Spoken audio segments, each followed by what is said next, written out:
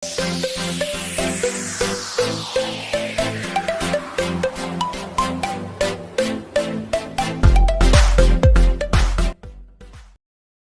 Swastiwastu, Namo Buddhaya, Salam Kebajikan. Baiklah, pada kesempatan pagi hari ini, berhubung Bapak Sekretaris Badan Litbang dan Diklat Kementerian Agama yang akan membuka acara kita pada pagi hari ini, beliau menunda kegiatan, ada halangan, ya ada agenda acara yang lain, jadi insya Allah pembukaan akan berlangsung 1 jam mendatang. Insya Allah jam 10 pagi, Wita. Jadi kami akan memajukan kegiatan overview atau pengarahan program yang insya Allah akan dibawakan oleh Bapak Subkoordinator Seksi Diklat Tenaga Administrasi sebagai leading sektor pada program pelatihan Latsar CPNS tahun 2022. Bapak Datrandas Ilham, MSI. Baik, untuk mengefisienkan waktu, langsung saja saya persilahkan waktu dan tempat kepada Bapak. Silakan Pak. Baik, bismillahirrahmanirrahim. Assalamualaikum warahmatullahi wabarakatuh. Waalaikumsalam. Waalaikumsalam warahmatullahi wabarakatuh. Selamat pagi dan salam sejahtera untuk kita semua. Yang kami hormati Ibu Kepala Balai Diklat Keagamaan Makassar, yang kami hormati Kepala Sub Bagian Tata Usaha, teman-teman panitia yang berbahagia, dan teristimewa para peserta sekalian yang berbahagia. Baik Bapak Ibu sekalian yang saya hormati, pertama-tama alhamdulillah puji syukur kita panjatkan ke hadirat Allah Subhanahu wa taala, di mana pada hari ini alhamdulillah kita sudah akan memasuki agenda berikut pada pelatihan dasar CPNS tahun 2022. Di mana kita tahu Bapak Ibu sekalian telah mengikuti pelatihan secara mandiri melalui MOC. Sudah ya? Ya. Ya, Pak, sudah. Jadi MOC itu merupakan bagian dari pembelajaran yang dilaksanakan di awal sebelum pembelajaran distansi learning dan klasikal. Dan MOC itu dilaksanakan secara mandiri oleh para peserta karena dianggap para peserta sekalian adalah merupakan orang dewasa muda ya. Orang dewasa yang sudah bisa menentukan sendiri kapan waktu dan mulai belajarnya. Nah, adik sekalian, pada kesempatan ini saya akan menjelaskan beberapa hal terkait dengan pelaksanaan distansi learning yang akan kita mulai hari ini dan berlangsung selama 1 bulan ya. Ya. Jadi 22 hari kerja itu ya bisa 1 bulan. Kenapa? Karena tidak terhitung hari Minggu ya. Sabtu dan Minggu tidak terhitung. Jadi kita hanya menghitung dari hari Senin sampai Jumat. Sehingga sebenarnya ya secara durasi bisa sampai 1 bulan. Nah, ini statistik PPK, P3K yang akan diterima tahun ini. Salah satu bagian daripada penerimaan ASN. Jadi ada ASN dari unsur P3K dan ada ASN dari unsur PNS. Dan kebetulan Anda termasuk dari unsur PNS. Nah, kita punya untuk P3K tahun ini untuk wilayah kerja BDK Makassar ada sekitar 2.919 orang. Jadi sangat besar ya untuk di wilayah kerja 3 provinsi. Dari 7.000 formasi yang tersedia, itu 2.900 ada di wilayah Makassar. Padahal yang diterima hanya 7.411. Jadi cukup besar untuk P3K. Nah, P3K ini sekedar informasi, nanti akan ada kegiatan terkait seperti kita ini Latsar, tapi mereka bukan Latsar namanya. Kenapa? Karena hanya ada emosi selama 15 hari dan dilanjutkan dengan pelatihan secara klasikal selama 4 hari. Jadi agak lebih sedikit dibandingkan dengan CPNS. Ini hanya informasi bahwa di samping Anda selaku PNS yang diterima, ada juga dari grup lain yang diterima dari unsur P3K. Yang sesungguhnya hak dan kewajibannya sama dengan PNS nanti, yang membedakan hanya hak pensiun. Nah, kemudian untuk PNS tahun ini di Kementerian Agama ya ada 1.298 orang dan kami hanya kebagian ujungnya ya 94 ya 94 orang.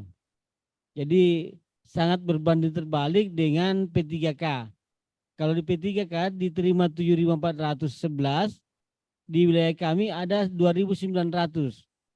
Jadi hampir sepertiganya ya. Kalau PNS ya hanya ujungnya dari 1.200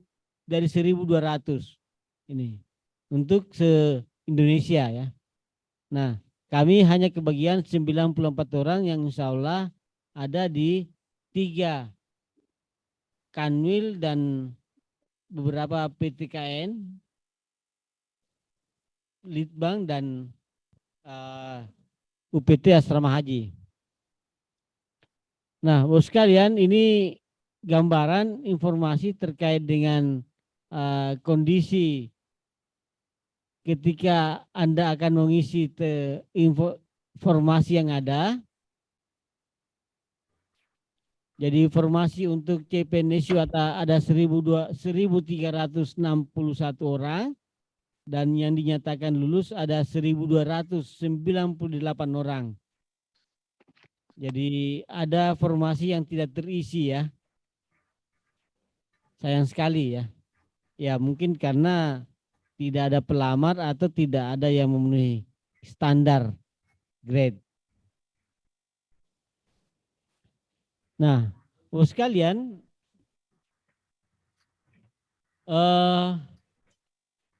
ada agenda yang akan kita bahas terkait dengan kebijakan Latsar ya dan strategi pembelajaran. Nah, kebijakan Latsar CPNS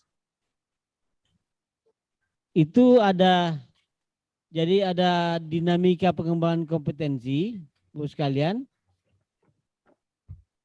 di mana ada terjadi perubahan kebijakan dan tuntutan lingkungan strategis. Jadi diawali kemarin ketika ada pandemi COVID-19 terjadi perubahan pembelajaran dan sampai saat ini itu masih berbekas dan sudah mulai menjadi sebuah tradisi baru di mana dulu sebelum pandemi kita akan melaksanakan kegiatan prajabatan itu dengan klasikal. Sekarang ya mau tidak mau karena kita sudah mulai melakukan perubahan kebijakan sejak memasuki masa pandemi, maka itu akan menjadi sebuah kebiasaan baru. Karena untuk BDK Makassar kita akan memilih istilahnya blended learning. Jadi ada yang online ya, ada yang klasikal.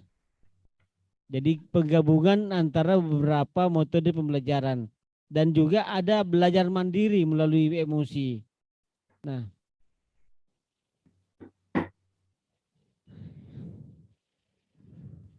Nah, kemudian dasar hukum daripada kegiatan ini ada yang pertama yang harus kita pahami bahwa selaku PNS, jadi ada Undang-Undang ASN nomor 5 tahun 2014 tentang ASN. Nah, itu adalah dasar hukum yang pertama dan utama. Orang tidak bisa membayangkan dulu tahun 2014 ketika undang-undang ini ditandatangani, kita tidak paham akan kemana arah pemberdayaan ASN ketika itu. Nanti semakin ke sini kita baru paham, ternyata dengan undang-undang ini akan merubah budaya kerja kementerian di setiap lembaga. Mulai dari rekrutmen CPNS sampai pada pembinaan ASN itu sudah mulai berubah total, ya. Dan Anda sudah terlibat di situ karena ketika rekrutmen dulu kita rekrutmen PNS itu ya dengan seleksi juga, tapi ya seleksinya masih menggunakan sistem manual, ya, menjawab soal-soal dengan yang ada pada kertas dengan menghitamkan ataukah menyilang atau apa melingkari. Tapi ketika beberapa tahun terakhir, ya, itu sudah menggunakan CAT. Ini karena adanya Undang-Undang nomor 5 tadi itu merubah. Nah, sehingga dengan CAT maka siapapun boleh masuk untuk berkompetisi dan sudah menggunakan sistem grading. Jadi ada standar kualifikasi yang harus dicapai. Sehingga sekalian, setiap orang yang akan menjadi ASN punya standar kualifikasi dan keterampilan yang dimiliki.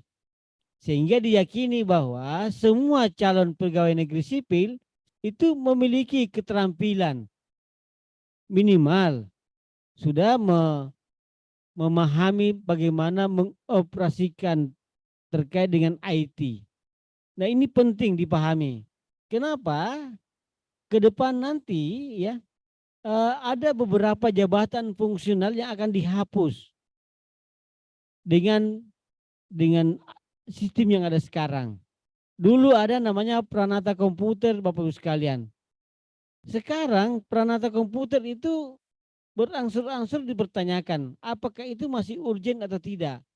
Kenapa? Karena Pranata Komputer itu merupakan basic skill yang harus dimiliki oleh setiap pegawai.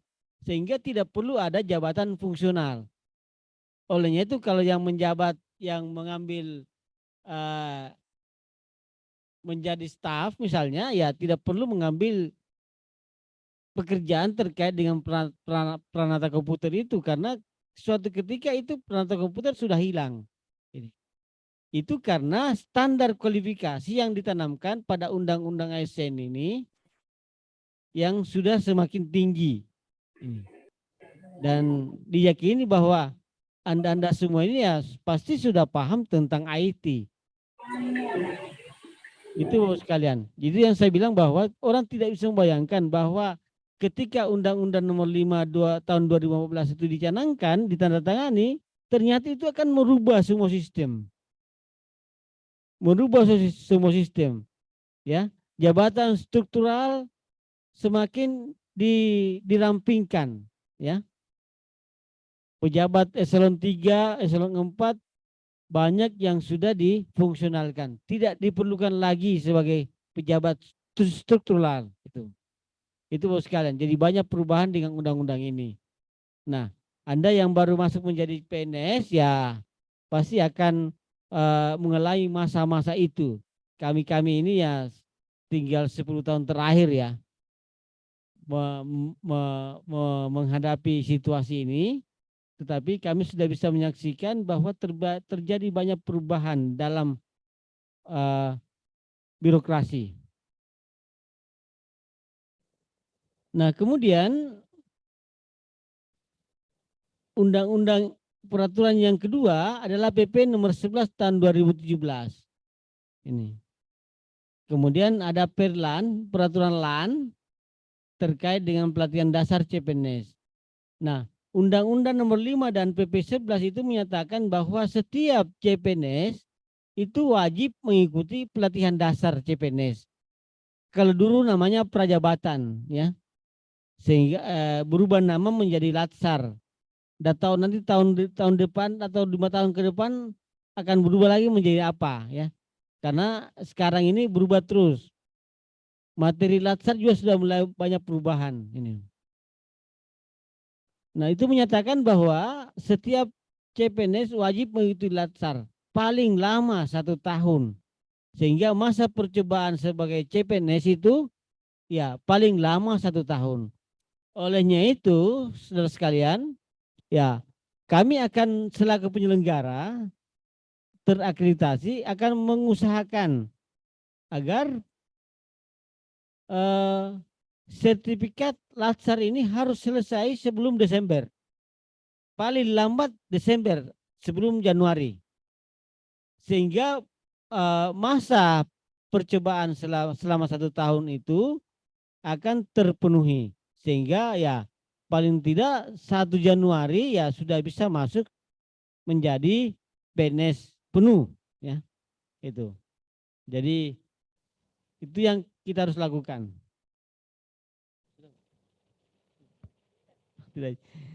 Nah, ini ketentuan terkait yang itu yang saya sampaikan tadi. Dalam Perlan itu sudah disebutkan, ya.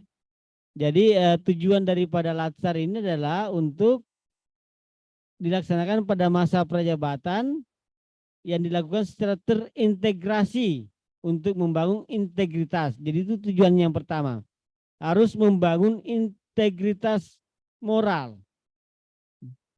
Kemudian yang kedua, kejujuran. Yang ketiga, semangat. Yang keempat adalah motivasi nasionalisme dan kebangsaan. Kemudian CPNS harus memiliki karakter kepribadian yang unggul dan bertanggung jawab dan memperkuat profesionalisme, ya, serta kompetensi bidang. Itu. Jadi tujuan Latsar itu di situ. Ya. Jadi diharapkan orang yang masuk ini adalah orang-orang yang milenial dan punya kepribadian yang kuat, punya karakter yang kuat, baik terhadap integritas, kejujuran, semangat, nasionalisme dan kebangsaan, dan harus memiliki kepribadian yang unggul dan bertanggung jawab. Itu sekalian. Nah, di samping itu ada namanya kompetensi bidang. Dan ini ada ujiannya, ya. Tapi untuk kompetensi bidang ini ujiannya ada di satkernya masing-masing, di unitnya masing-masing. Sehingga untuk kompetensi bidang yang akan menilai nanti adalah para kepala kantornya. Ada mentornya, ya. Itu yang akan menilai. Jadi olehnya itu selama dalam pelatihan dan masa percobaan ini, Bapak sekalian, berbaik-baiklah dengan pimpinannya. Berbaik-baiklah dengan pimpinannya supaya mendapat penilaian yang baik. Bukan berarti bahwa saya mengatakan setelah Latsar boleh nakal, enggak. Tapi paling tidak selama masa percobaan ini atau selama masa Latsar ini itu betul-betul menunjukkan seorang peserta Latsar yang baik. Apa itu ciri-cirinya? Yang pertama, rambutnya sudah diatur, ya. Jadi tidak boleh gondrong. Kenapa? Karena hanya 1 kali seumur hidup, Bapak sekalian. Kalau tidak lulus dalam Latsar ini, maka tidak ada lagi kesempatan yang kedua. Gitu. Olehnya itu harus lulus. Nah, bagaimana supaya lulus? Ya, mengikuti aturan dari panitia. Ini. Itu. Yang pertama ini saya lihat siapa ini? Batu Guna. Pak Batu Guna ini saya lihat rambutnya masih hitam. Bagus hitam, ya. Tapi selama Latsar ini tolong disesuaikan dengan sesuaikan dengan apa yang digariskan oleh panitia. Jadi ukuran rambut itu ya harus sesuai dengan itu. Karena hanya sekali seumur hidup ya. Dan yang kedua, ukuran rambut itu berlaku mulai pada saat distance learning ya. Dan juga diperbarui nanti ketika masuk klasikal. Jadi biasanya teman-teman ini 2 kali dibotak ya. Kenapa? Karena masa distansi learning ada 1 bulan. 1 bulan kemudian masuk di Makassar, sudah panjang rambutnya, dibotak lagi. Itu, ya enggak apa-apa. Gitu ya. Karena kan semakin rapi rambutnya semakin bagus ya. Semakin mudah kelihatannya. Nah, ini di Perlan ya masa perjabatan adalah masa percobaan selama 1 tahun dan wajib dijalani oleh CPNS melalui proses pendidikan dan pelatihan. Sehingga tidak ada pintu lain masuk menjadi PNS kecuali melalui pendidikan dan pelatihan. Itu tidak ada pintu lain selain itu. Kayak pintu surga saja ya. Nah, kemudian pada pasal 4 di Perlan itu ya disebutkan setiap instansi pemerintah wajib memberikan pelatihan dasar CPNS selama masa perjabatan. Jadi wajib ya. Sehingga makanya karena wajib, maka Kementerian Agama sebagai lembaga ya, perwakilan pemerintah itu tidak memungut biaya kepada Bapak sekalian. Jadi tidak ada biayanya nih. Ya. Kalau ada yang dimintai biaya mohon lapor ke kami. Ya. Nanti itu ada di di link pengaduan yang kita miliki ya, mengadukan di situ supaya kita baca ya. Kalau tidak ya menyurat ke kami. Kemudian di yang kedua, dengan mempertimbangkan kondisi tertentu maka pelatihan dasar CPNS ini dapat dilaksanakan setelah masa prajabatan. Jadi boleh dilaksanakan setelah 1 tahun, tapi harus punya pertimbangan tertentu, ya. Ada alasan yang bisa dipertimbangkan, ya. Ya, kalau kami tidak punya anggaran melaksanakan, ya bisa kami tahun depan. Tapi kan kasihan kalau bisa sekarang, kenapa harus ditunda tahun depan? Itu sekalian. Tapi kalau itu ditunda, maka kami harus menyurat ke Menpan RB terkait dengan penundaan itu. Jadi semakin rumit persoalannya. Kalau ada 1 orang yang terpaksa ditunda, ya harus menyurat ke Menpan RB bahwa ada 1 orang dengan kondisi tertentu tidak bisa mengikuti perjabatan, sehingga harus digugurkan pada tahun berikutnya. Ada tahun ini ada yang lulus 2 tahun yang lalu tapi tidak bisa ikut perjabatan, baru tahun ini ikut perjabatan. Kenapa? Karena ada kondisi tertentu. Dan itu mulai diproses yang panjang sampai ke ombudsman gitu. Itu jadi ya bersyukurlah kita yang bisa mengikuti laksas secara normal, tidak perlu ada proses-proses yang lain. Nah, kemudian CPNS hanya dapat diikuti oleh CPNS itu, latsar ini hanya bisa diikuti oleh CPNS sebanyak 1 kali. Tidak boleh mengulang tahun depan. Kalau gugur saat ini, maka itu sudah tidak boleh lagi mendaftar. Bukan cuma latsar, mendaftar CPNS juga sudah tidak boleh, kecuali ya mungkin Bapak melakukan hal yang luar biasa. Misalnya mengganti akta kelahiran, mengganti ijazah semuanya, berarti dianggap saudara lahir sebagai manusia baru, gitu. Bukan lagi batu gana, tapi namanya lain lagi, ya tanggal lahirnya beda, bisa-bisa aja jenis kelaminnya juga berbeda, gitu. Yang tadinya laki-laki ya menjadi banci misalnya ya, itu jadi banyak persoalannya.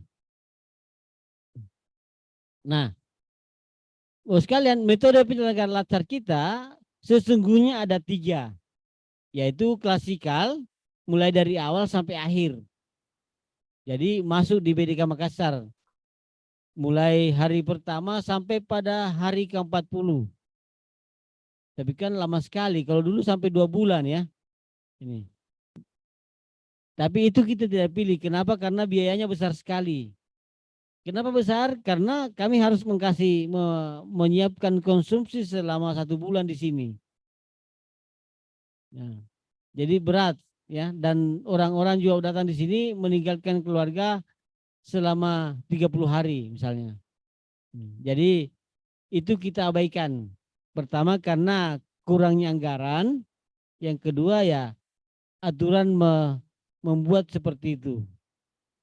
Kemudian yang kedua, sistem yang penyelenggaraan ada blended learning namanya. Nah, ini yang kita pilih. Blended learning, penggabungan antara pelatihan mandiri, distance learning, dan sistem klasikal. Jadi diambil ketiga-tiganya.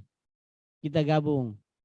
Nah, pelatihan mandiri sudah selesai emosi selama 2 minggu kemarin ya. Dan sekarang kita masuk pada tahapan kedua, yaitu distance learning. Ini. Dan distance learning kita laksanakan melalui menggunakan Zoom ya. Ini. Itu selama 22 hari kerja ya. Karena kita menyebutnya hari kerja, maka kita di Kementerian Agama tidak bekerja pada hari Sabtu dan Minggu, maka Sabtu dan Minggu itu tidak ada pembelajaran. Nah, kemudian yang ketiga, pembelajaran klasikal. Nah, pembelajaran klasikal ini berlangsung selama 7 hari di BDK Makassar. Agendanya itu setelah aktualisasi ya. Setelah aktualisasi, Bapak sekalian akan masuk ke BDK Makassar untuk melakukan penyampaian laporan aktualisasi. Itu yang kita lakukan ya. Dan sistem yang ketiga yang tapi kita tidak gunakan, distance learning secara full ya. Jadi full online. Tapi itu kita tidak gunakan. Kenapa? Karena kita tidak pernah ketemu. Mulai dari pendaftaran sampai terakhir ya tidak pernah ketemu secara tatap muka. Sehingga itu kita tidak pilih, dan kita pilih sistem yang kedua.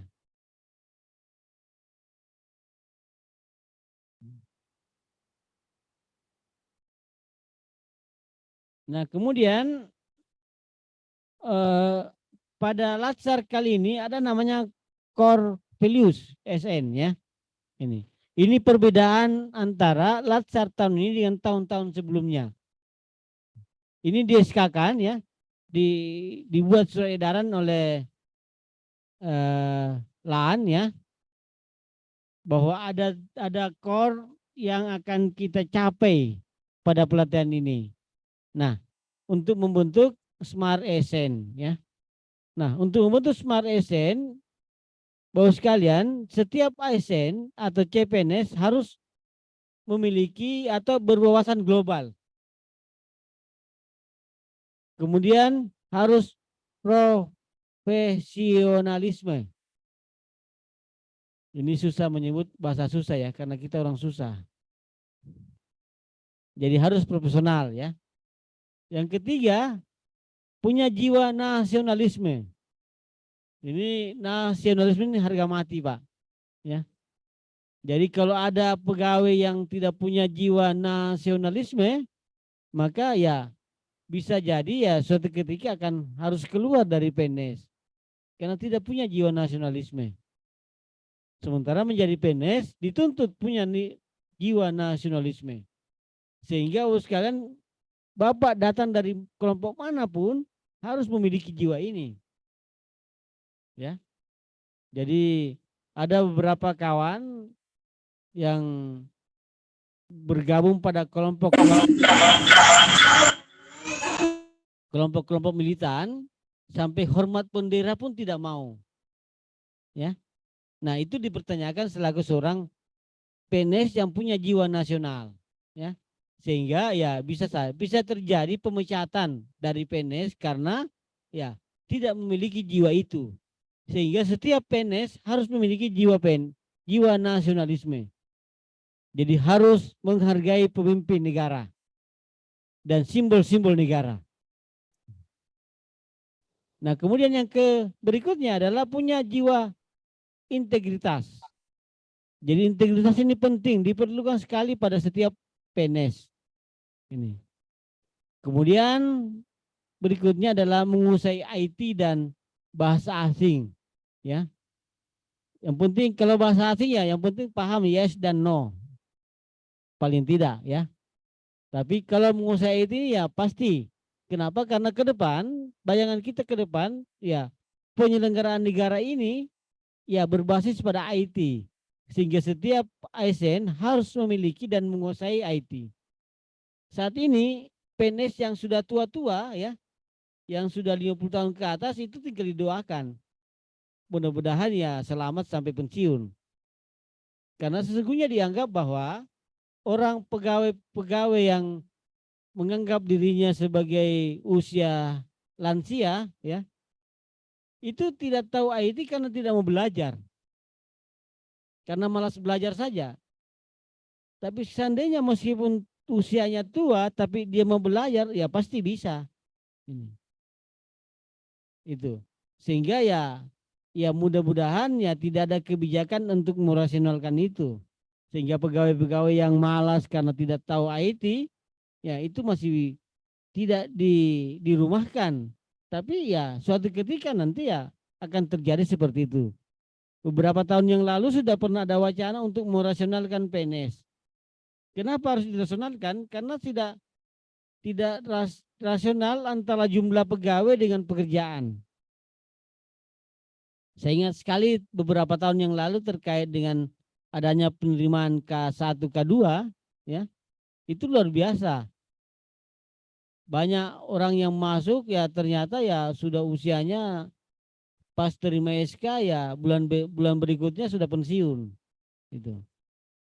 Nah, ada yang belum pensiun tapi ya diharapkan untuk bisa maksimal bekerja ya itu tidak bisa terpenuhi. Sehingga ya pernah ada wacana untuk merasionalisasi ASN. Artinya bahwa untuk memenuhi jumlah yang ada dengan jumlah yang seharusnya ada. Tetapi Anda ini adalah orang-orang yang dibutuhkan, direkrut karena kebutuhan. Sehingga ya diharapkan nanti setelah jadi PNS bisa bekerja dengan baik dan memberikan kontribusi terhadap penyelenggaraan negara di mana Anda ditugaskan. Kemudian ini harus berjiwa hospitality ya. Ini. Jadi seperti rumah sakit ya. Harus punya jiwa itu untuk memperbaiki, bukan untuk merusak. Jadi masuk di sebuah instansi, di sebuah unit kerja ya harus memperbaiki apa yang ada. Bukan justru datang di situ tambah merusak gitu. Makanya harus punya jiwa hospitality. Kemudian punya jiwa entrepreneurship ya. Punya jiwa kewirausahaan. Ini lagi tren ini, kewirausahaan. Tapi menjadi kewirausahaan itu bukan menjual kantor, ya. Artinya bahwa jiwa kewirausahaan itu selalu mengedepankan tentang keuntungan, ya. Keuntungannya memperbaiki kantor itu, bukan menjual kantor ya, atau menjual diri untuk kantor, enggak. Tapi harus melakukan sesuatu pekerjaan dengan mempertimbangkan keuntungan yang diperoleh oleh kantor kita itu, bukan secara pribadi.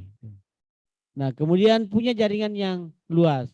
Jadi setiap pegawai ASN itu harus mempunyai jaringan ya, networking untuk mengembangkan kantor masing-masing. Jadi harus bisa bekerja sama dengan orang lain, tidak bisa kerja sendiri, harus kolektif ya. Jadi bekerjanya harus kolektif, bisa bekerja bersama-sama. untuk mendapatkan tujuan yang kita sudah rencanakan bersama. Nah, itu core-nya ya. Ini core-nya. Core ASN tahun ini ya, pada Latsar tahun ini. Ini yang baru muncul ya, yang Smart ASN ini baru betul-betul baru diijawantahkan pada tahun ini. Meskipun Smart ASN sudah terjadi ketika undang-undang ASN tadi ditandatangani, tapi baru tahun ini terjadi seperti itu. Anda merupakan salah satu kelinci percobaan. Iya, karena baru kali ini ya. Ini setiap tahun Lansar itu Bu, Bapak Ibu berubah ya. Sekarang tahun ini ada namanya Latsar berakhlak ya. Jadi akhlak itu bukan hanya orang Kementerian Agama, tapi oleh lembaga administrasi negara. Nah, Bapak sekalian, ini nanti ada beberapa agenda pada Latsar ini. Yang pertama tentang sikap dan perilaku bela negara. Ini agenda yang pertama yang akan kita pelajari. Nah, ada 3 mata pelajaran di situ, mata pelatihan, yaitu wawasan kebangsaan. Ini yang tidak ada perubahan dari tahun ke tahun. Tetap. Nah, kemudian ada agenda yang kedua, yaitu nilai-nilai dasar PNS. Itu mata pelatihannya ada. Dulu ini namanya aneka ya. Dari dulu hanya aneka ya. Sekarang berubah. Nah, perubahannya Bos sekalian di sini, perubahannya di sini yang warna merah. Ini. Jadi mulai dari orientasi pelayanan sampai pada kolaboratif. Nah, kemudian agenda yang berikutnya adalah kedudukan dan peran PNS untuk mendukung terwujudnya smart governance dan sesuai dengan ketentuan peraturan perundang-undangan. Nah, mata pelatihannya dulu tahun 2021 ada 3 ini, manajemen ASN dan pelayanan publik. Sekarang berubah, tinggal 2 ya. Jadi manajemen ASN dan smart ASN. Jadi kalau saya lupa tadi, kalau yang di atas ini dulu namanya aneka, itu jadi 7 Bapak sekalian, bukan lagi aneka. Apa namanya ini? Kalau disingkat baklo, baklak ya. Ini. Kalau dulu ini namanya aneka, sekarang bukan lagi. Jadi mulai dari BAKHLAK, bakhlak ya. Berakhlak. Ada akhlaknya ya. Berakhlak. Akhlak, Pak. Berakhlak. Disingkat berakhlak ya, ada akhlaknya. Jadi berakhlak. Kemudian yang agenda ketiga ini yang tadinya 3 itu tinggal 2. Manajemen ASN dan smart ASN. Kemudian setelah itu sekalian Bapak Ibu ada masuk pada aktualisasi. Masih sama antara yang lalu dengan yang sekarang. Jadi pada agenda habituasi itu ada aktualisasi yang harus Bapak Ibu lakukan di tempatnya masing-masing. Nah, kemudian ada pembelajaran PKTBT, itu tidak ada perubahan. Jadi penilaiannya ada di instansinya masing-masing. Jadi yang menilai adalah para mentornya. Tentunya para mentor akan meminta informasi dari masing-masing kasihnya, ya, kepala seksinya atau teman-teman sejawat yang ada di situ. Itu sekalian. Kemudian jumlah JP-nya Bapak sekalian ada 647 JP atau 74 hari kerja secara keseluruhan ya. Mulai dari distance learning yang mulai hari ini ya sampai pada habituasi atau aktualisasi ya. Kemudian masuk nanti pada pembelajaran klasikal selama 6 hari kerja atau 62 JP. Ini. Jadi ini durasi waktu yang akan kita pakai pada pelatihan ini. Jadi ini namanya masa apa ya? Metode pembelajaran blended learning yang dibagi. Jadi ada pembelajaran mandiri dengan menggunakan emosi tadi, kemudian e-learningnya 33 JP sinkronos dan 100 di 84 JP asinkronos. Apa perbedaan antara asinkronos dan sinkronos? Sinkronos itu 33 JP tatap muka melalui Zoom. Itu sinkronos ya. Jadi tatap muka melalui Zoom. Dan 184 JP asinkronos itu adalah merupakan penugasan. Itu Bapak sekalian, setiap hari. Jadi ada 22 hari kerja yang bertempat di masing-masing kedudukan peserta. Nah, setelah selesai e-learning di akhir ini, sekalian di akhir e-learning nanti akan ada ujian ya. Ada ujian rancangan ya. Rancangan aktualisasi. Nah, olehnya itu para peserta harus memilih tema atau topik yang akan dibuat atau untuk dibuat habituasi. Nah, untuk mendapatkan itu Bapak Ibu harus mengikuti e-learning ini secara baik, secara penuh ya dan tanggung jawab. Kenapa? Karena informasi apa saja yang bisa dibuat habituasi itu ada pada masa 22 hari kerja ini. Ya, sehingga tidak boleh bolos ya, tidak boleh mangkir, apalagi melarikan diri ya. Tapi kalau lari di tempat tidak apa-apa sambil melihat Zoom-nya ya. Nah, kemudian setelah ujian rancangan di sini, kalau orang di akademik namanya proposal ya, kalau di kita namanya rancangan aktualisasi. Setelah selesai itu baru masuk pada masa aktualisasi selama 320 JP atau selama 1 bulan, 30 hari kerja ya. Ingat Bapak Ibu, 30 hari kerja, bukan hari kalender. Jadi 30 hari kerja melakukan aktualisasi dan harus selesai, wajib selesai. Setelah itu selesai, maka masuk pada pembelajaran klasikal selama 6 hari. Nah, di 6 hari kerja ini, di samping menerima materi-materi dari para pimpinan, maka juga akan mengikuti ujian akhir aktualisasi. Jadi ada ujiannya nanti di sini ya, di klasikal nanti. Jadi harus datang di Makassar ini pada 6 hari terakhir itu sudah dengan posisi siap. Artinya laporan sudah selesai.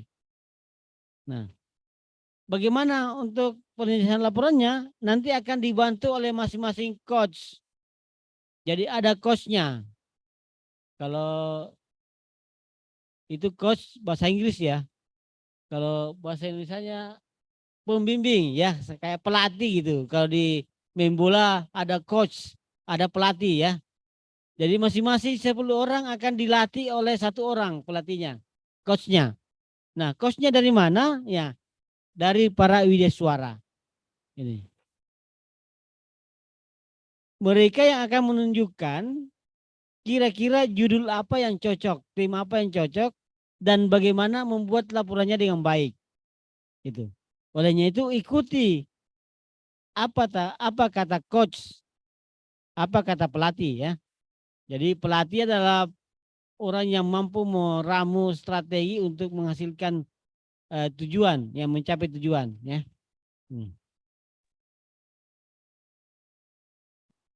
Nah, ini alurnya ya. Jadi mulai dari kemarin ada emosi, kemudian masuk sekarang di distance learning, kemudian nanti ada PKBT-nya. Lagi-lagi saya sampaikan PKBT ini evaluasinya dari mentornya dan kasihnya. Ini nanti kami akan komunikasi dengan para mentornya. Olehnya itu ya, meskipun tidak ada di kita, kami tidak pantau, tapi ada mentor yang memantau. Olehnya itu selama masa pelatihan ini pakaiannya harus menggunakan pakaian diklat. Ya, pakaian diklat. pakai dasi, pakai baju putih, celana atau rok hitam ya. Itu. Meskipun adanya di kantor masing-masing, tapi harus memperlihatkan situasi bahwa pakai ini sementara diklat dan menggunakan rambutnya ya sesuai dengan aturan yang sudah disampaikan. Jangan pakai wig. Yang jangan sampai malu botak ya pakai wig di kantor. Itu ya. Ini. Ya, sampai pada masa ini ya terakhir ya sudah dinyatakan lulus baru kita lakukan pelepasan. Nah, sekalian, ini agendanya mulai hari pertama ya. Mulai pertama harinya besok ya, bukan hari ini yang hari pertama ini. Jadi mulai besok hari ke-1 sampai ke hari ke-22. Nah, hari ke-22 itu ya rancangan. Inilah menyampaikan memaparkan rancangan aktualisasinya atau rancangan proposal kalau orang akademisi bilang ya. Ini. Jadi nanti akan mengikuti agenda ini ya. Sesuai dengan jadwal nanti akan dikirimkan ke masing-masing grup WA-nya terkait dengan master jadwalnya ya. Untuk memperhatikan itu.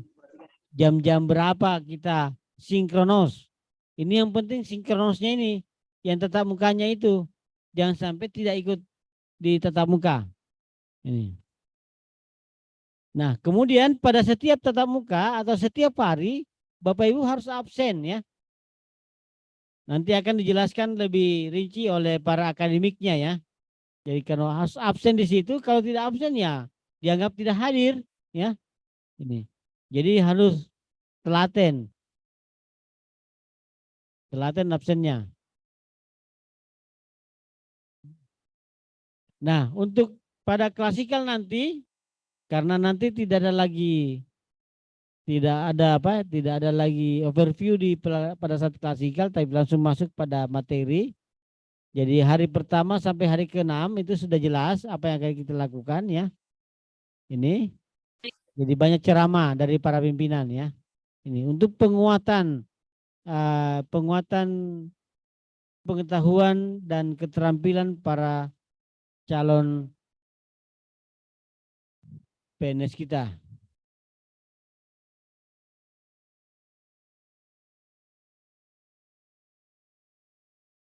Jadi kalau klasikal ya, tidak usah kita bahas.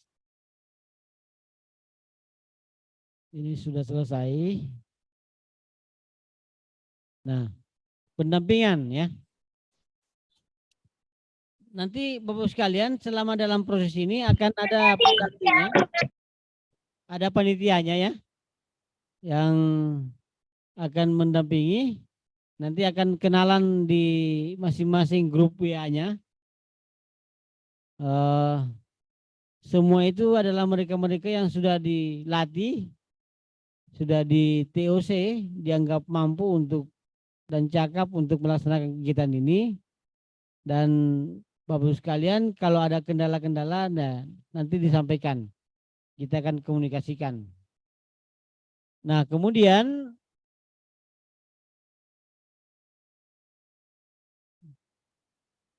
ini saya lewat saja. Ini evaluasinya.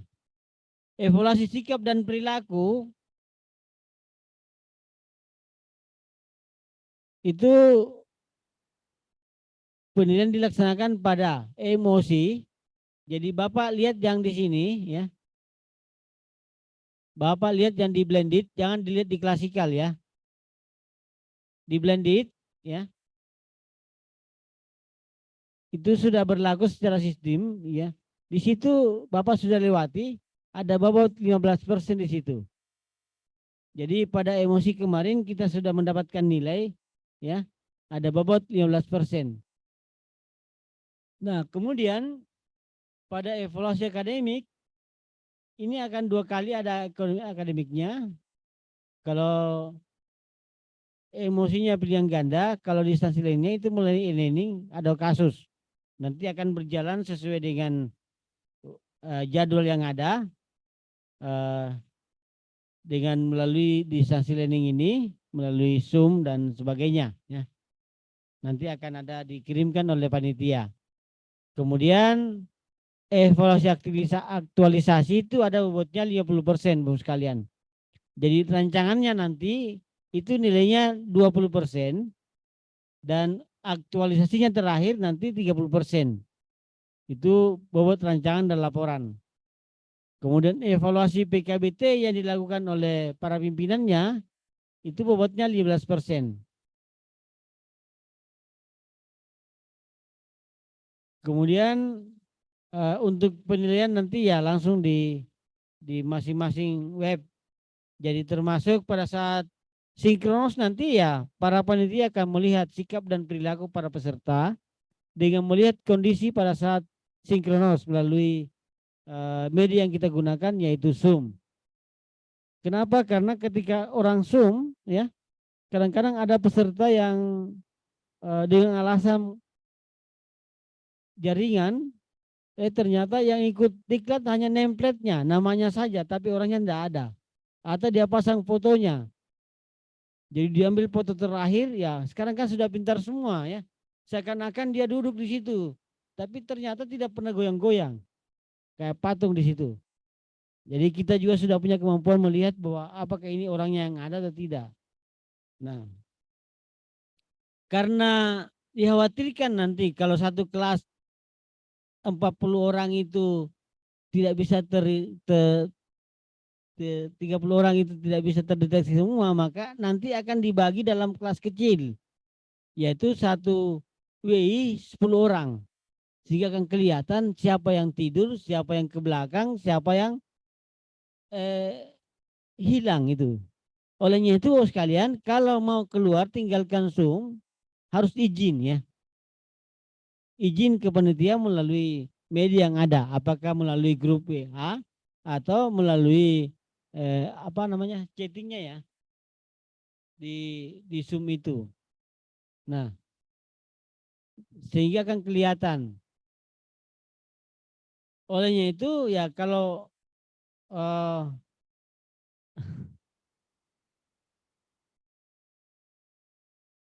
ya nanti kita upayakan akan dikirimkan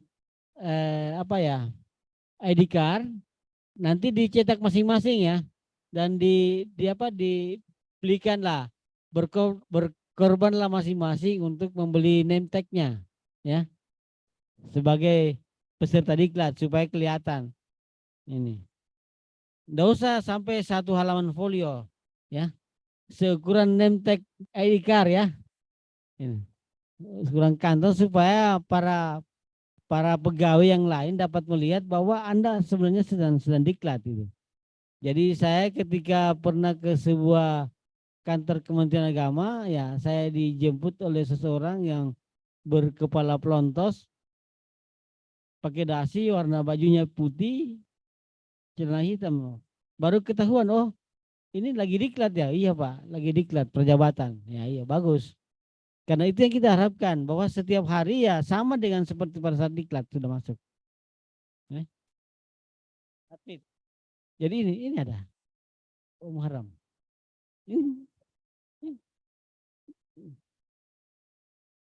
Jadi itu yang bisa saya sampaikan sementara ini, karena Bapak Sekretaris sudah masuk di dalam ruang meeting. Nanti akan disampaikan lagi selanjutnya ya, lanjut terkait dengan kelulusan peserta dan lain-lainnya. Saya kira demikian, terima kasih. Bismillahirrahmanirrahim. Assalamualaikum warahmatullahi wabarakatuh. Waalaikumsalam warahmatullahi wabarakatuh.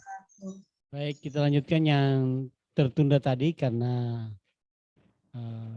pembukaan sudah dilaksanakan. Alhamdulillah. Tinggal beberapa hal yang tersisa. Yang pertama yang tersisa adalah terkait dengan kelulusan. Nah, untuk bisa lulus dari peserta Latsar adalah para peserta harus memperoleh kualifikasi paling rendah cukup memuaskan untuk setiap aspek penilaian ya. Dan kemudian kalau ada salah satu yang kurang memuaskan pada aspek penilaian, apakah itu evaluasi akademik, evaluasi aktualisasi, ataukah evaluasi penguatan kompetensi teknis bidang, maka itu akan ditunda.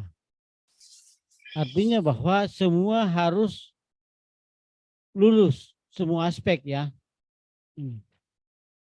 Jadi aspek akademik, aktualisasi, dan kompetensi teknis bidang.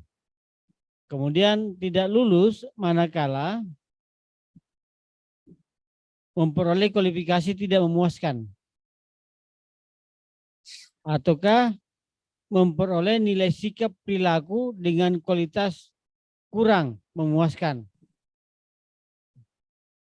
Misalnya saya garis bawahi, sikap dan perilaku kualifikasi kurang memuaskan, maka itu bisa tidak lulus. Kemudian ketidakhadiran peserta mencapai 20%. Artinya bahwa peserta harus hadir minimal 80% dari semua agenda yang disampaikan. Kalau kurang dari itu, maka bisa tidak lulus.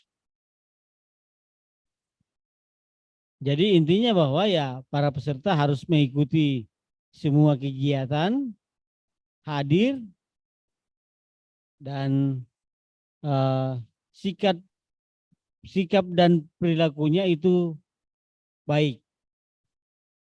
Nah, bagaimana dengan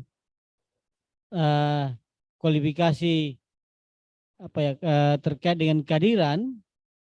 Jadi kalau 6 sesi tidak hadir, ya, ataukah 18 JP terhitung tidak hadir, ataukah 2 hari berturut-turut secara kumulatif tidak hadir, maka itu terkait dengan kehadiran dianggap tidak bisa memenuhi syarat untuk dinyatakan lulus. Akan tetapi, sekalian, atas pertimbangan kemanusiaan dan atau alasan lain, sesuai dengan ketentuan yang berlaku, maka lembaga pelatihan terakreditasi dapat memberikan jumlah ketidakhadiran melebihi ketentuan dan atau memberikan penugasan yang lain berdasarkan atas persetujuan tertulis dari LAN. Jadi kalau sekiranya ada yang ketidakhadirannya itu melampaui ketentuan, maka bisa saja kita lakukan evaluasi, tetapi harus menyurat ke LAN pusat ya. Ini. Namun demikian Bapak sekalian, supaya tidak membuat beban kerja kita terlalu berat, maka sebaiknya Bapak Ibu mengikuti kegiatan ini dengan baik sesuai jadwal sehingga tidak ada lagi upaya tambahan. Kami berharap Bapak Ibu lulus normal sesuai dengan waktu yang disiapkan. Jangan lagi ada hal-hal yang diurus di belakang hari. Nah, kemudian masih ada remedial ya. Kalau sekiranya ada komponen yang harus diulang, maka bisa dilakukan remedial. Nanti akan ada ketentuannya sesuai dengan keputusan rapat dari para panitia. Ini. Jadi, tapi kalau bisa tidak remedial, kenapa harus remedial? Ini. Jadi jangan menunggu, ada juga remedial.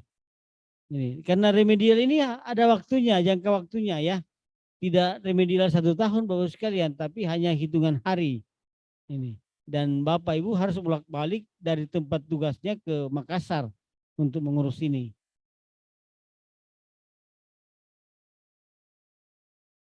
Nah, ini remedialnya Bapak Ibu. Kalau itu terkait dengan evaluasi akademik, maka remedial harus selesai secara klasikal 3 hari sebelum penutupan. Ya. Kemudian kalau evaluasi rancangan aktualisasi, jadi akademik itu maksudnya pembelajaran yang distance learning ya. selama 1 bulan ini yang 22 hari kerja itu akademik. Jadi kalau kami sudah menghitung nilainya dianggap bisa remedial, maka 3 hari sebelum penutupan itu harus selesaikan. Ini.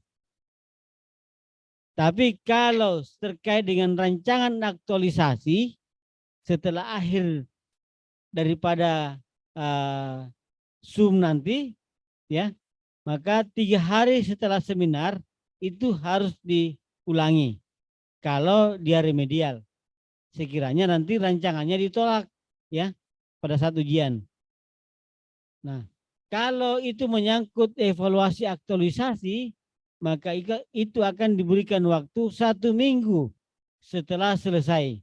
Jadi pada akhir nanti ada peserta yang seminar aktualisasinya ditolak, maka dia hanya diberikan waktu 1 minggu. Bisa saja terjadi seperti itu, laporannya ditolak, gitu. Jadi tidak menunggu bulan depan, ya. Tidak ada kata minggu depan, tapi paling lama 1 minggu setelah penutupan. Itu Bapak sekalian. Nah, kalau evaluasi PKBT, maka setelah selesai aktualisasi maka harus selesai. Dan itu berurusan dengan kepala kantornya masing-masing, atasan langsungnya masing-masing.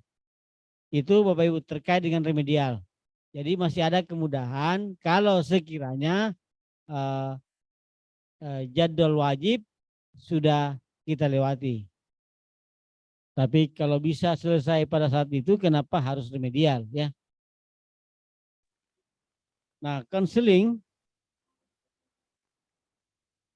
nanti kalau pada saat berlangsungnya acara pelatihan, kalau ada peserta yang kami anggap itu mempunyai sikap perilaku yang kurang memuaskan. Misalnya, saya ambil contoh ini, contoh ya, disuruh potong rambut 1 cm, ya. Tapi sampai hari ini masih ada yang lebih dari 1 cm, ya, masih kelihatan hitam sekali. Mohon maaf, saya sebut namanya misalnya Pak Saddam Hussein. Dari tadi kepala balai kolektor saya itu Pak Saddam Hussein itu masih hitam rambutnya.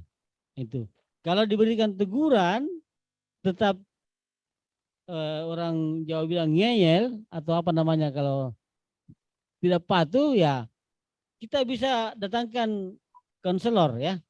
Wah, berarti ini ada apa ya? Ada kelainan jiwa ini. Karena kenapa? Kalau orang sadar, orang normal ketika ditegur pasti akan merubah tingkah lakunya. Tapi kalau sudah ditegur tidak merubah tingkah laku, berarti ada kelainan jiwa gitu. Nah, itu yang kami maksud. Sehingga sekalian mohon terkait dengan sikap perilaku itu yang sewajarnya, ya, yang sepatutnya lah kita lakukan. Kenapa? Karena yang kita diklat ini adalah para sarjana, bahkan ada yang master, bahkan ada yang doktor. Sehingga tentu ya tingkat penerimaan informasi itu jauh lebih bagus dibandingkan dengan orang yang berkeliaran di jalanan, ya, yang tidak punya pendidikan. Itu sekalian. Nah, itu terkait dengan konseling. Kalau sekiranya, mudah-mudahan tidak ada, ya, patuh semua ini. Nah, kemudian kode sikap perilaku, ya, kami punya kode sikap perilaku yang harus dipatuhi. Dan kalau sekiranya ada yang melanggar, maka ada 3 bentuk peringatan, ya. Yang pertama peringatan lisan, ditegur secara lisan.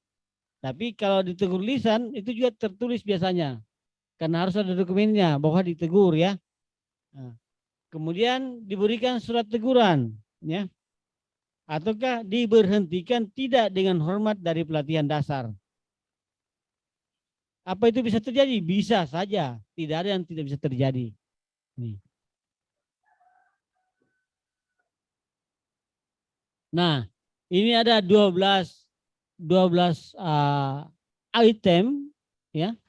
Kode sikap perilaku ini diingat baik-baik, Bos sekalian. Yang pertama, hadir tepat waktu mengikuti kegiatan pembelajaran. Tidak kurang 5 sesi pembelajaran pada pembelajaran sinkronos tatap muka yang melalui Zoom, ya. Jadi hadir tepat waktu, hadir bersama orangnya, bukan namanya, ya. Dan sudah lengkap dengan pakaian seragamnya, ya. Karena ini diklat, jangan sampai saya pikir tidak ada yang pakai sarung karena semua akan mengikuti melalui kantor, ya. Harus berkantor Bapak Ibu, jangan di kamar, ya. Kenapa? Karena akan dinilai oleh atasan langsungnya. Ini. Jangan sampai ada yang kalau di kamar kan bahaya, bisa-bisa terjadi ya pakai sarung dan sebagainya. Tidak boleh, ya. Ini. Jadi harus rapi sesuai dengan pakaian diklat tepat waktu. Ini. Nah, kemudian menghormati pengajar. Itu yang kedua, ya. Dan sesama peserta pelatihan. Menghormati pengajar ini kalau sekiranya Bapak Ibu diminta untuk mute, ya, di mute soundnya, maka ya harus di mute gitu. Ini kalau mau bicara ya silakan raise hand ataukah mau chat panitianya supaya diminta itu membuka mute-nya. Ataukah ketika misalnya Bapak Ibu mau bicara ya buka mute-nya sendiri. Jadi di sini harus ada disiplin pribadi. Kapan Bapak Ibu membuka mikrofonnya dan kapan harus menutup mikrofonnya. Kemudian yang ketiga, menyelesaikan semua tugas yang diberikan oleh penceramah, pengajar, dan penyelenggara. Itu wajib, ya. Kemudian berpakaian sopan selama mengikuti kegiatan pelatihan. Ya ini ya harus sopan, harus sesuai dengan tata cara diklat. Cuma kalau pakaian nanti hari Jumat itu boleh batik, ya. Batik. Jadi putih hitam itu hanya Senin sampai Kamis. Jumat batik, ya. Kita harus sepakat itu. Supaya jangan ada kesempatan mencuci pakaian putihnya. Kemudian selama pelajaran sinkronos, peserta tidak melakukan aktivitas yang lain. Jadi harus ada di depan kamera. Dan kameranya dibuka. Ini. Jangan dipasang fotonya dan lain-lain. Ya. Apalagi fotonya gambarnya kucing ini. Karena kebetulan dia senang kucing, dia foto kucingnya dia pasang di situ. Mohon tidak seperti itu. Itu dianggap sikap dan perilaku yang kurang baik, ya. Ini meskipun kita senang kucing. Kemudian yang ke-6, ya, berperilaku peduli dalam menjaga kebersihan dan kenyamanan di lingkungan pelatihan. Ini kalau sudah klasikal, ya. Ini. Tapi tentu saya kira di kantor juga begitu. Mohon jangan menaruh background di ruangan itu yang jelek-jelek gitu. Ya, harus yang rapi. Kemudian yang ke-7, tidak merokok selama pembelajaran berlangsung, baik sinkronos maupun asinkronos, maupun pada saat klasikal nanti. Tidak merokok pada saat pembelajaran berlangsung. Kemudian yang ke-8, tidak membawa senjata ke tempat pelatihan. Jadi jangan bawa senjata tajam atau senjata yang lain ke Makassar. Apalagi kalau ada dendam dengan panitia atau widyasuranya. Tapi kalau orang Toraja bawa parang bolehlah. Bercanda, ya. Nah, kemudian tidak melakukan plagiarisme, ya. Dalam bentuk apapun selama mengikuti pelatihan. Jadi tidak ada plagiat, ya. Apalagi plagiat judul. Jadi ada istilahnya ATM. Apa ATM? Ambil, tiru, dan modifikasi. Jadi kalau sudah dimodifikasi itu bukan plagiat, ya. Kenapa? Karena sudah banyak latsar yang lewat, ya mohon tidak mengulang kegiatan yang sama, tapi harus dimodifikasi. Kenapa? Karena keharapan kita adalah peserta latsar memberikan kontribusi di awal pada saat sebelum menjadi PNS. Sehingga tidak meniru latsar sebelumnya, tapi memodifikasi latsar sebelumnya sehingga tempat kerja kita semakin kaya dengan kegiatan yang dihasilkan oleh para peserta latsar. Kemudian yang ke-10, tidak memberikan gratifikasi kepada penceramah. Jadi maksudnya pemberian yang dapat mengubah keputusan pimpinan diklat. Kemudian yang ke-11, tidak melakukan pelanggaran norma hukum, moral dan susila. Itu yang tadi juga disampaikan ya. Tidak melanggar norma hukum, moral dan asusila selama mengikuti pelatihan.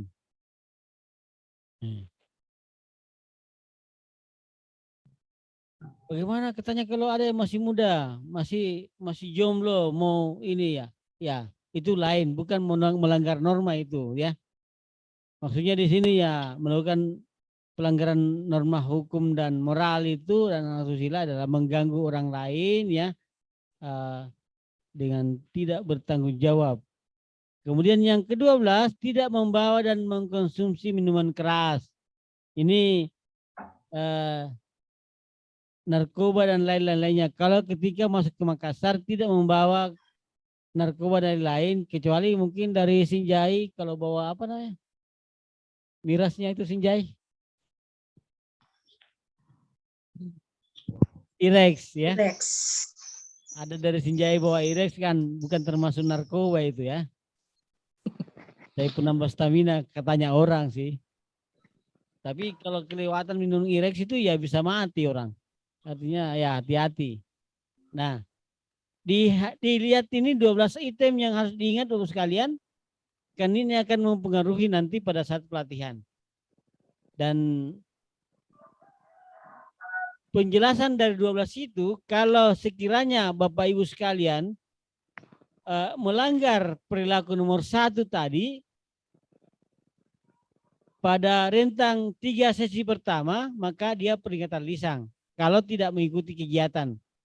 Jadi 3 sesi tidak mengikuti kegiatan, maka ada peringatan lisan. Kalau ada lagi tambahannya 2 sesi setelah itu, maka itu surat teguran. Ya. Dan kalau ditambah lagi ada 1 sesi berikutnya, berarti sudah 6 sesi, maka peserta tersebut akan dipulangkan dengan surat ke pimpinannya masing-masing bahwa yang bersangkutan dipulangkan dan tidak bisa melanjutkan pelatihan dasar CPNS karena terkait dengan kedisiplinan ya.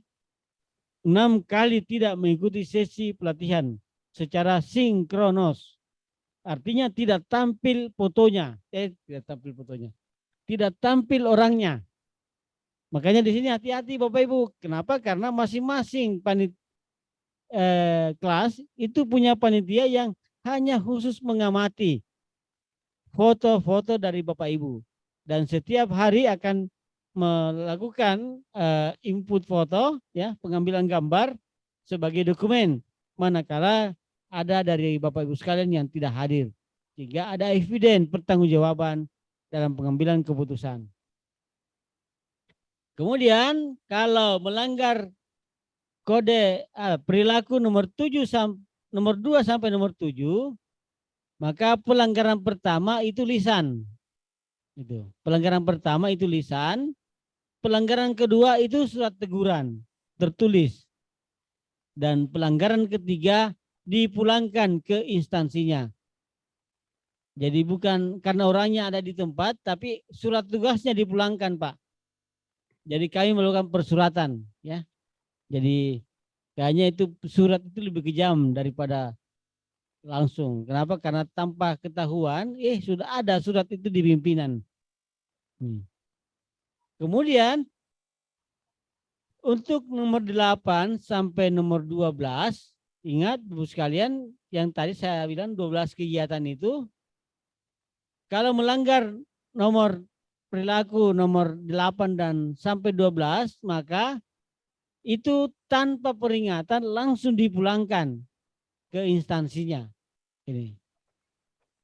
Misalnya bawa narkoba, langsung dipulangkan, tidak usah dikasih tahu, tidak usah ditegur. Bawa senjata ya, itu langsung dipulangkan harus sekalian ya, itu.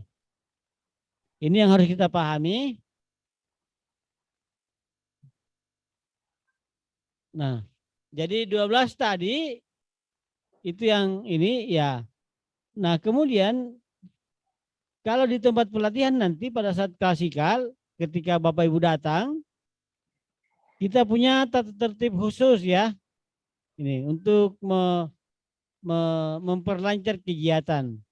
Jadi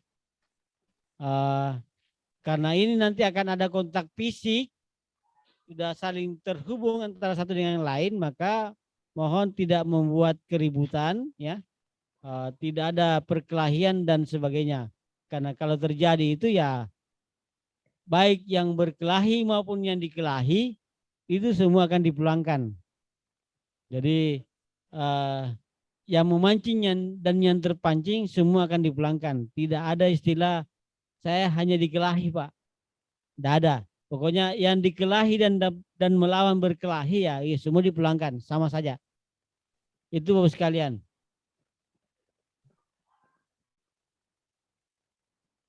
Nah, ketika ada sesuatu seperti yang saya sampaikan tadi, maka ketika kami menyurat ke masing-masing instansinya, maka pejabat pembina kepegawaian di instansinya akan memberhentikan peserta berdasarkan dari surat yang kami kirim. Apakah itu ketidaklulusan maupun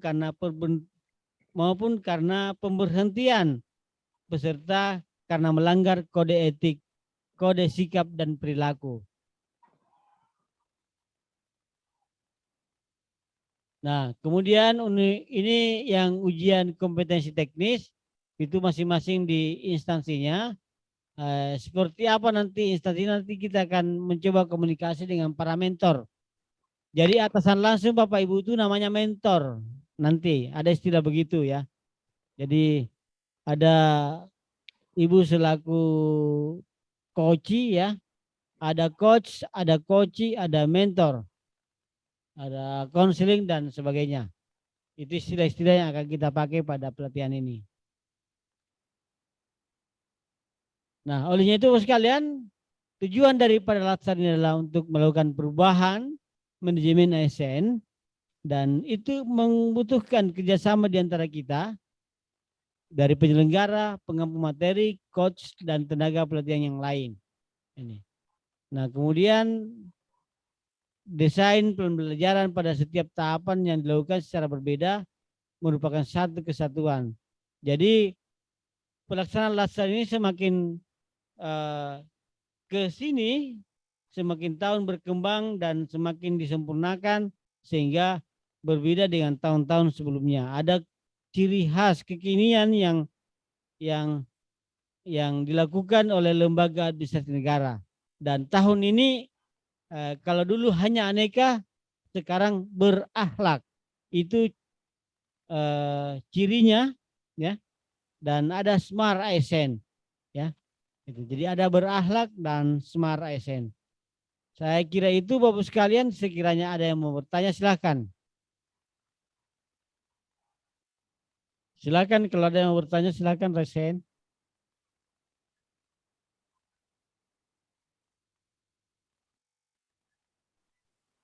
Tes. Baik Bapak Ibu, adik-adikku sekalian, peserta Latsar CPNS, dari apa yang sudah disampaikan oleh Bapak Dr. Anus Ilham MSI, mulai dari tadi sebelum kita pembukaan ya, ini pengarahan program. Sebelum kita pembukaan sampai dengan kita selesai pembukaan kita lanjutkan, mungkin ada yang kurang dipahami atau tidak jelas, saya persilahkan kepada adik-adikku semua kalau ingin menyampaikan pertanyaan atau diskusi Muhammad Yusran, silakan. Itu ada. Oke, silakan Pak Muhammad Yusran. Terima kasih Pak. Terima kasih Bu. Assalamualaikum warahmatullahi wabarakatuh. Waalaikumsalam. Perkenalkan saya Muhammad Yusran penyuluh agama Islam fungsional Satker Kecamatan Karosa, Kabupaten Maluku Tengah. Yang ingin saya tanyakan ini Pak, Ibu, terkait dengan remedial tadi. Kan tadi sudah dijelaskan ada beberapa poin, dan masing-masing poin itu kan ada durasi waktunya, seperti itu. Nah, misalnya seandainya kemudian dalam durasi waktu yang ditentukan itu sudah dikerjakan, kita sudah melakukan remedial misalnya, terus hasilnya masih istilahnya masih kurang maksimal, itu seperti apa? Apakah Bisa ada diulang Pak, bisa diulang pertanyaannya? Remedial ya. Iya ya, persoalan remedial Pak. Iya. Nah, misalnya Jadi kita remedial terus hasilnya masih kurang maksimal, itu seperti apa? Ya, jadi nanti Kita akan disampaikan di setiap sesi. Kalau ada penugasan, nanti para widyasuara akan menyampaikan ya, kalau sekiranya tidak memenuhi syarat. Jadi itu harus diselesaikan segera setelah disampaikan kalau ada penugasan yang tidak diselesaikan oleh para peserta. Itu remedial ya. Ini. Nah, kemudian untuk rancangan itu akan berinteraksi Bapak Ibu dengan para pengujinya. Jadi kalau penguji menyatakan wah ini tidak layak, itu langsung disampaikan. Jadi kalau terkait dengan standarnya ya itu masing-masing penguji ya. Ataukah pada saat aktualisasi seminarnya ternyata ada eviden yang tidak terpenuhi ya. Jadi kan aktualisasi itu mengumpulkan eviden. Apa yang kita lakukan harus ada buktinya. Kalau buktinya tidak bisa ditampilkan, ya itu kan nanti akan ya diminta untuk dilengkapi, diulang. Nah, kalau sekiranya ada membuat laporan, tapi ternyata Bapak Ibu tidak melakukan kegiatan itu di daerah, nanti akan kelihatan, ketahuan oleh penguji. Ketika melakukan interaksi akan kelihatan, ya, karena ya ketika kita berbohong sama orang lain, maka akan kelihatan dari raut muka kita bahwa sesungguhnya bukan kita yang melakukan, ya. Jadi betul-betul harus kejujuran. Jadi kalau standarnya saya tidak bisa sampaikan membuat sendiri standar itu, karena itu tergantung masing-masing pengujinya, Bapak Ibu, ya. Itu. Jadi masing-masing bagaimana rasanya penguji mendengarkan Bapak Ibu ketika membuat pemaparan, gitu, ya. Itu Pak Muhammad Yusran ya. Oke, Pak Muhammad Yusran. Sudah paham ya? Iya. Pak Iqbal. Baik. Terima kasih. Saya persilakan pada Bapak Ibu, teman-teman. Pak Iqbal Emhum. Adik-adik yang lain silahkan. Itu Pak Iqbal. Pak Iqbal Emhum, ya silakan. Bismillahirrahmanirrahim. Assalamualaikum warahmatullahi wabarakatuh. Waalaikumsalam. Terima kasih atas waktu yang diberikan. Terkait dengan program atau mungkin kegiatan yang akan dilaksanakan oleh para CPNS ini, saya ingin bertanya, apakah tipe dari program ini adalah program yang berkelanjutan? Maksudnya ketika setelah CPNS atau Latsar ini selesai, program itu akan tetap dijalankan, ataukah program itu sifatnya hanya sekali, misalkan sekali dilakukan kemudian kita bikin laporannya, atau bagaimana tipe dari kegiatan yang ditugaskan kepada CPNS? Saya kira itu yang saya tanyakan. Terima kasih. Wassalamualaikum warahmatullahi wabarakatuh. Baik, terima kasih Pak Iqbal ya. Jadi harapan kami selaku penyelenggara diklat ya, kegiatan yang Bapak Ibu ambil untuk menjadi fokus daripada aktualisasi nanti, ya diharapkan bisa berkelanjutan. Ini hanya cikal awal yang mengajak Bapak Ibu untuk berpikir kira-kira apa kegiatan yang dapat saya ambil untuk menunjang lembaga di mana kita bertugas. Makanya kita harus mengangkat sesuatu isu yang berangkat dari tempat kita sendiri, itu bukan tempat orang lain, gitu. Jadi ini adalah merupakan pola baru yang kita lakukan, di mana seorang peserta latsar itu dapat melakukan evaluasi terhadap tempat kerjanya, di mana dia akan bekerja. Jadi sudah melakukan evaluasi, oh ini yang kurang, ini yang saya mau tambah. Dan itu diharapkan bisa berkelanjutan. Makanya, kenapa kita libatkan para mentor yang merupakan atasan langsung, ya untuk menopang dan menunjang bahwa ide Bapak Ibu sekalian itu bisa berkelanjutan. Sehingga kegiatan yang diangkat itu disetujui oleh mentornya, disetujui oleh atasan langsungnya. Dan boleh jadi Bapak selaku orang yang baru datang ya melakukan diskusi dengan berbagai pihak termasuk pimpinannya untuk mengangkat kegiatan itu. Jadi jangan mengangkat sesuatu sendirian, tapi harus berkolaborasi dengan yang lain. Itu Pak Iqbal ya. Ya, jadi kami harapkan bisa berkelanjutan.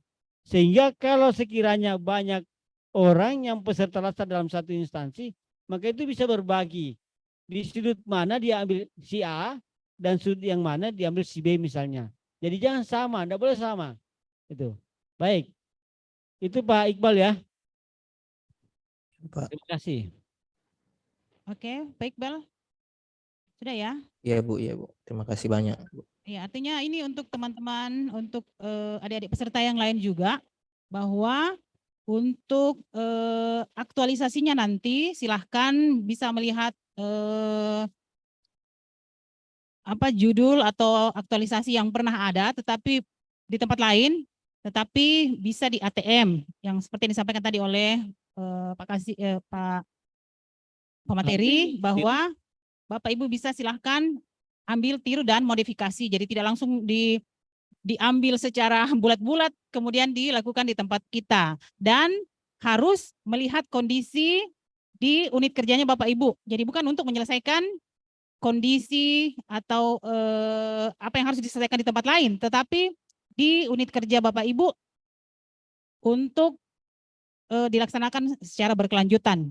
Jadi bukan hanya untuk menggugurkan kewajiban Bapak Ibu melaksanakan latsar ini karena ada program harus melaksanakan aktualisasi sehingga harus melaksanakan itu, tidak, tetapi untuk dilaksanakan secara berkelanjutan. Ada lagi? Oke, Muhammad Dirman Rashid, silakan. Oke, bismillahirrahmanirrahim. Assalamualaikum warahmatullahi wabarakatuh. Waalaikumsalam warahmatullahi wabarakatuh. Terima kasih banyak atas kesempatannya. Pertanyaan saya ini masih seputar, tadi kan ada plagiat ya. Nah, apakah kategori plagiat, Pak? Itu kan begini, misalnya kan tiap satker itu kan ada yang sudah maju, ada yang belum misalnya. Nah, misalnya di satker saya ini ternyata belum ada, misalnya ada satu bank data dan saya mengerti atau ada ide atau ada suatu aplikasi yang sudah ada di satu kantor yang lain. Lalu saya juga ingin menerapkan itu di kantor yang kemudian atau di satuan kerja di tempat saya. Nah, apakah itu dikategorikan plagiat atau itu termasuk kategori ATM yang disebutkan Bapak tadi? Ini kan agak-agak ini. Ya itu mungkin pertanyaan saya, Pak. Terima kasih banyak. Baik, ya jadi kalau sudah di ATM, sudah itu tidak termasuk plagiat karena kenapa ada modifikasinya. Meskipun konsepnya persis sama, Pak ya. Ya. Dimodifikasi dong Pak, sesuai dengan kondisinya, sesuai dengan kondisi unit kerjanya Bapak Ibu. Jadi harus ada modifikasi Pak. Enggak begini kan tentu kan pasti kan agak beda nih karena beda tempat kerja itu, tapi idenya itu otomatis kan apa namanya kayak aplikasinya kayak basic dari aplikasi itu sama. Kira-kira apakah modifikasi itu sudah termasuk misalnya Pak kalau berbeda misalnya anunya nama ininya sudah dianggap modifikasi atau kayak bagaimana? Itu. Kira-kira Pak. Karena jangan sampai ke depannya kita takutkan juga ini kan masalah apalagi kalau kayak aplikasi itu tuh hak cipta juga larinya ke sana juga tuh bahaya juga. Itu mungkin. Misalnya seperti apa Pak? Kan misalnya apa ya, misalnya kayak bank data, SOP misalnya, sebutlah misalnya elektronik SOP. Di satu kampus misalnya sudah ada. Nah, kemudian saya juga bikin aplikasi misalnya yang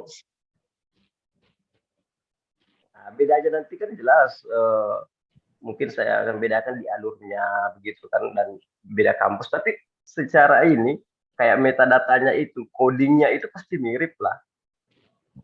Kalau misalnya kita bicara apa kayak itu, tapi itu sudah masuk modifikasi atau kayak bagaimana itu? Atau yang kayak begitu enggak apa-apa aja karena apa namanya umum jadi digunakan kayak begitu misalnya Pak. Ya, jadi sebenarnya kalau ketika kita mengambil idenya, kan idenya Pak ya? Ya, Iya, tapi iya, kan kita buat sendiri ya, iya, iya, iya. buat sendiri. Nah, Bapak Ibu ketika mengambil idenya orang ya dan sudah melihat hasilnya orang dan kemudian kita ambil, kita harus bisa menjelaskan di mana perbedaannya antara saya punya hasil dengan orang lain punya hasil. Nah itu, jadi harus menunjukkan ada perbedaannya. Saya modifikasinya di sini itu. Kan tidak mungkin sama betul ya. Ya. Meskipun misalnya itu aplikasi ya, mungkin ada tambahannya. Jendela tertentu kita tambah misalnya ya. Nah di situ harus berpikir kira-kira yang mana yang saya kembangkan gitu. Tapi meskipun ide dasarnya ya sama-sama data misalnya, tapi kan kita bisa tambahkan jendela yang lain gitu. Itu Pak. Siap Pak, siap. Paham Pak. Ya. Terima kasih banyak Pak atas jawabannya. Terima kasih Pak Muhammad Dirman. Oke, lanjut. Terima kasih banyak, Pak. Masih ada? Masih ada yang lain? Tadi ada Ibu ya, siapa itu? Ibu siapa yang tadi? Saya Pak. Oke. Ya, silakan Bu. Langsung saja. Terima kasih atas. Ya, mungkin dari tadi pertanyaan tentang aktualisasi, saya juga ingin bertanya tentang itu, tapi mungkin ini agak ke ini tentang apakah bisa kami ketika ingin membuat laporan aktualisasi, terus budgetnya lumayan tinggi, apakah bisa saya cari sponsor dari kantor atau dari dari tempat lain, misalnya mungkin saya mau bikin aplikasi tertentu atau workshop yang mungkin butuh budget yang lebih, apakah bisa Pak saya cari sponsor untuk kegiatan itu? Ya, kalau sebenarnya sih kami dari penyelenggara berharap Bapak Ibu sekalian bisa melakukan aktualisasi itu dengan menggunakan budget yang minimal gitu. Tapi kalau sekiranya idenya Ibu itu besar, kan ini nanti idenya Ibu jual ke kantor ya. Ya tergantung instansinya setuju atau tidak gitu. Yang pakai kan bukan Ibu tapi instansi yang mau pakai gitu. Olehnya itu Bapak Ibu konsultasikan dengan mentornya, dengan atasan langsungnya. Apakah yang ingin dikerjakan itu dibutuhkan oleh kantor atau tidak gitu. Ini. Apalagi kalau misalnya apakah kantor itu mempunyai biaya yang cukup untuk membiayai apa yang menjadi gagasan Ibu. Tapi kalau itu terkendala dengan biaya, maka mohon tidak memaksakan diri untuk mengambil kegiatan itu yang bisa memaksa menguras dompet Bapak Ibu sekalian lebih besar. Harapan kami ya bisa menggunakan sedikit budget dengan pemanfaatan yang jauh lebih besar. Gitu. Jangan sampai pemanfaatannya sedikit tapi budgetnya besar gitu. Jangan sampai kebalikannya. Gitu. Sehingga lebih besar pasak daripada tiang gitu. Kita berharap budgetnya sedikit, manfaatnya besar gitu. Olehnya itu ya tidak mesti harus semuanya aplikasi. Banyak orang berpikir bahwa semua harus aplikasi, enggak. Banyak hal yang bisa kita lakukan tanpa aplikasi. Ini. Kenapa? Karena sekarang ini di Kementerian Agama itu sudah ribuan aplikasi yang dibuat, ya. Dan bahkan ya sepertinya hanya sebatas pada satu ujian. Setelah ujian hilang itu aplikasi. Tidak ada yang gunakan. Kenapa? Karena ya tidak melakukan analisis kebutuhan aplikasi itu. Apakah itu dibutuhkan oleh kantor atau tidak. Sehingga selesai ujian ya selesai. Kenapa? Karena sebenarnya kantor tidak membutuhkan aplikasi yang Bapak Ibu susun. Itu. Olehnya itu tidak selamanya harus aplikasi.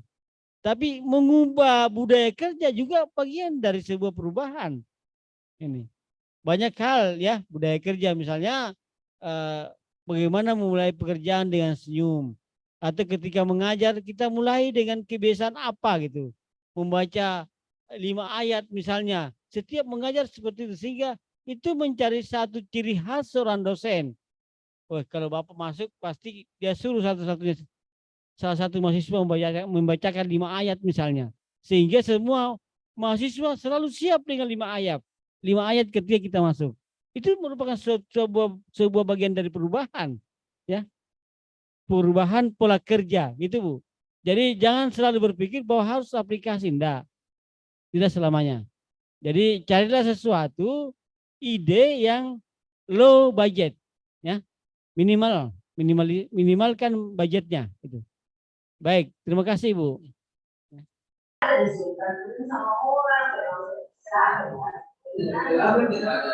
Baik Bapak Ibu, adik sekalian,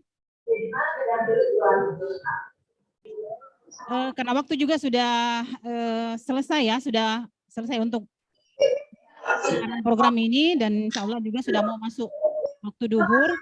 Jadi insya Allah nanti Bapak Ibu selama mengikuti pembelajaran e-learning ini, nanti ada khusus untuk diberikan muatan kepada Bapak Ibu semuanya, pembekalan untuk memasuki tahap aktualisasi nanti. Jadi di situ nanti akan dibimbing juga oleh coachnya, oleh pembimbingnya nanti. Setiap kelompok ada coachnya masing-masing, dan itu Bapak Ibu bisa langsung berkonsultasi lebih intens bagaimana pemilihan mulai dari judul aktualisasinya sampai dengan nanti persiapan untuk seminar dan pelaksanaannya. Itu nanti akan dibimbing oleh coach pembimbingnya masing-masing. Dan kami berharap seperti yang disampaikan oleh Pak Ilham tadi, bahwa jangan terpaku untuk aktualisasinya itu melulu aplikasi ya, karena sasaran kita ini adalah untuk membentuk karakter PNS nanti, PNS yang profesional, dijiwai oleh semangat bela negara dan nilai-nilai berakhlak. Nilai-nilai ASN yang berakhlak itu banyak sekali yang bisa dibuat oleh teman-teman sebagai ASN milenial, ya. Jadi bukan cuma melulu aplikasi, bisa membentuk budaya kerja di unit kerja kita menjadi lebih baik. Sekian dari kami. Mohon maaf atas segala kekurangan. Wabillahi taufiq wal hidayah. Assalamualaikum warahmatullahi wabarakatuh. Waalaikumsalam warahmatullahi Waalaikumsalam warahmatullahi wabarakatuh. wabarakatuh.